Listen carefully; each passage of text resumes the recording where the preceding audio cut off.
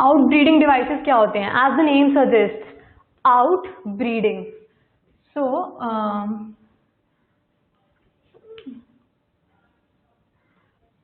Plants के अंदर क्या होता है, कुछ प्लांट्स जैसे होते हैं यूनिसेक्सुअल फ्लावर्स होते हैं प्लांट्स के अंदर. सो यूनिसेक्सुअल फ्लावर की वजह से क्या होता है कि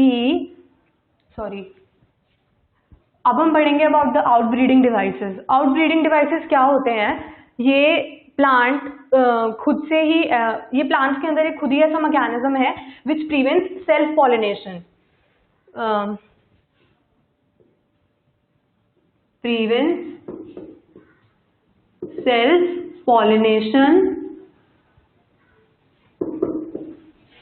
and encourages cross pollination. ये प्लांट्स के अंदर एक ऐसा मैकेनिज्म होता है जिसके थ्रू वो सेल्फ पॉलिनेशन को इनहिबिट करते हैं एंड क्रॉस पॉलिनेशन को एनकरेज करते हैं कि क्रॉस पॉलिनेशन ही हो उनके अंदर.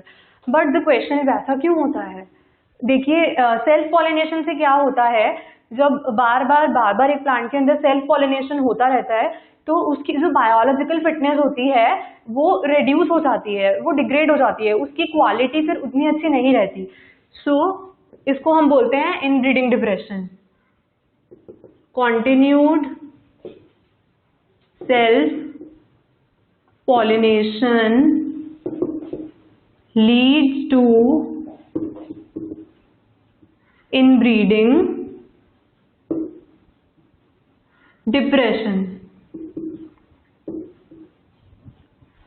सो इनब्रीडिंग डिप्रेशन हो जाता है कंटिन्यूड सेल्फ पॉलिनेशन से. सो इसीलिए प्लांट ने कुछ ऐसी मैकेनिज्म्स करी हैं खुद के अंदर, उन्होंने खुद को ऐसे अडेप्ट करा है कि सेल्फ पॉलिनेशन हो ही ना. सो नंबर 1 इज कि receptivity of stigma and release of pollen is not synchronized.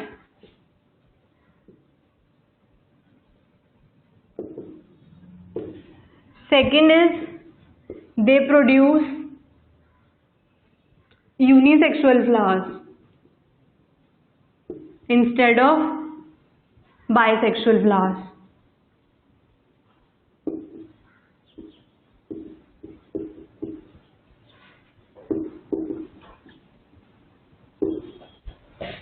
Number 3 is self incompatibility. ये 3 मैकेनिज्म्स हैं through which self pollination in some plants is inhibited. First is receptivity of stigma and release of pollen is not synchronized. इसका मतलब है कि जो stigma और anther का maturation होता है उसका जो टाइम होता है इट इज नॉट सिंक्रोनाइज. जो न्यू प्लांट्स होते हैं उनके अंदर क्या होता है कि एंथर और मैच्योर साथ साथ डेवलप होते हैं. सो जैसे ही एंथर्स रिलीज होते हैं उसी टाइम जैसे ही एंथर का डिहाइजेंस होता है एंड पॉलन ग्रेन्स रिलीज होते हैं उसी टाइम पे साइड बाय साइड कार्पेल भी मैच्योर होना स्टार्ट कर देता है and the stigma becomes receptive. मतलब कि वो पॉलन ग्रेन एक्सेप्ट करने के लिए रेडी हो जाता है. बट जब कंटिन्यूड सेल्फ पॉलिनेशन होता रहता है तो इसको अवॉइड करने के लिए प्लांट क्या करता है, या तो कार्पेल की ग्रोथ रुक जाती है, उसका डेवलपमेंट स्टॉप कर देते हैं जिससे कि ताकि स्टिग्मा रिसेप्टिव ना हो, या फिर पॉलन ग्रेन का रिलीज देर से होता है कि उस टाइम स्टिग्मा पूरी तरह से डेवलप ही ना हुआ हो. तो इनका जो टाइम होता है दैट इज नॉट सिंक्रोनाइज. या तो स्टिग्मा पहले रिसेप्टिव बन जाता है और एंथर उस टाइम इमेच्योर रह जाता है, या फिर स्टिग्मा इमेच्योर रह जाता है और पॉलन ग्रेन्स का रिलीज जिस टाइम होता है उस टाइम वो उस स्टिग्मा पे जाके लॉज कर ही नहीं सकते, पॉलन ट्यूब का फॉर्मेशन नहीं होगा, पॉलिनेशन होगा ही नहीं. सो यूनिसेक्सुअल फ्लावर्स के बाइसेक्सुअल फ्लावर्स के अंदर ऐसे प्रिवेंट होता है सेल्फ पॉलिनेशन. दूसरा होता है टू प्रोड्यूस यूनिसेक्सुअल फ्लावर्स, कि बाइसेक्सुअल फ्लावर्स जिनके अंदर प्रोड्यूस हो रहे होते हैं तो उनके अंदर सेल्फ पॉलिनेशन ही होता है.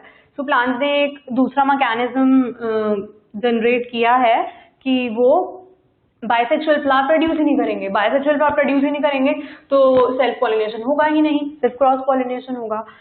Next is self incompatibility. Self incompatibility क्या होता है कि स्टिग्मा के पास राइट होता है कि वो पॉलन ग्रेन को एक्सेप्ट करे या नहीं। लाइक पॉलन ग्रेन रिलीज हुए, स्टिग्मा रिसेप्टिव है, पॉलन ग्रेन उस पर आया, दीज आर पॉलन ग्रेन्स, ये आए स्टिग्मा के ऊपर। पहली बात, या तो ये किसी दूसरे स्पीसीज के हो सकते हैं, तो अगर दूसरे स्पीसीज का स्टिग्मा पॉलन ग्रेन आके लॉन्च करेगा तो पॉलन ट्यूब फॉर्मेशन होने का मतलब ही नहीं बनता। एंड अगर ये सेम स्पीसीज का है और सेम फ्लावर का है, अगर इसके ऊपर आया तो पॉलन ट्यूब का फॉर्मेशन तो होना चाहिए, बट ये इसकी मर्जी है कि ये पॉलन ट्यूब को एक्सेप्ट करेगा या नहीं। That is called as self incompatibility. अगर ये सेम स्पीसीज का भी होगा and to inhibit self pollination, अगर सेम फ्लावर का पॉलन ग्रेन आ रहा है एंड वो स्टिग्मा पे लैंड करता है तो वो पॉलन ट्यूब का फॉर्मेशन नहीं होने देगा। So this is how it prevent self pollination. So ये तीन तरीके थे जिनको हम आउटब्रीडिंग डिवाइसेस भी कहते हैं, जिनसे प्लांट के अंदर बार बार सेल्फ पॉलिनेशन होने की वजह से इनब्रीडिंग डिप्रेशन हो जाता है। So that is why to stop self-pollination, plants have adapted these three mechanisms. So this is all about the outbreeding devices.